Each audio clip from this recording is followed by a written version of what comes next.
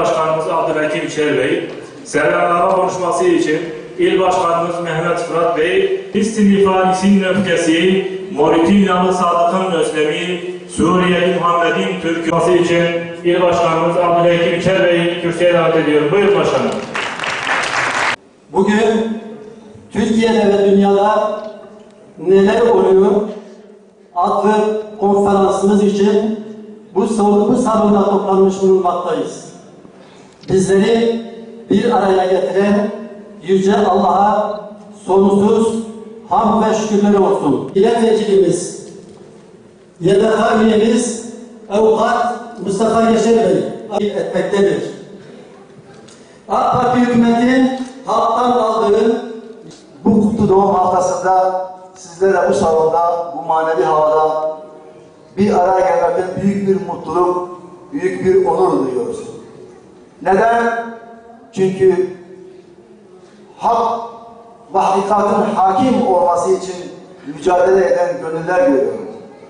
Çünkü bu mukaddes topraklarda adaletin tesis edilmesi için, sömürünün kalkması için, savaş değil barışın yapılması için çırpınan kalpleri ve gönülleri görüyorum.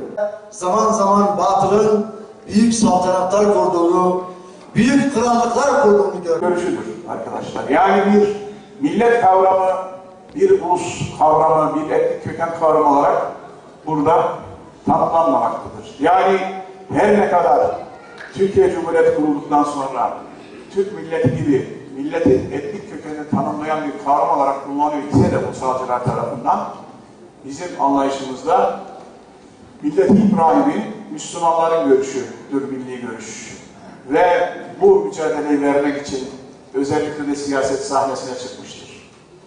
Şimdi tabii konumuz dünyada neler olup bitiyor derken tabii neyin nereden başladığını da bir şöyle kısaca girmek gerekiyor. Yeryüzünde hep hocamız rahmetli Erbakan da anlatırdı. Yani bir firavunların düzeni olmuştur, batıl düzenler olmuştur. Bir de peygamberlerin, Allah Resul ve Nebilerin getirdiği düzenler olmuştur. Bu peygamberlerin getirdiği düzenler, Rabbimizden meşruiyetini alan vahye dayalı düzenler, insanların dünya ve ahiret saadetini amaçlamıştır. Önemli bir şekilde Cenab-ı Allah insanlara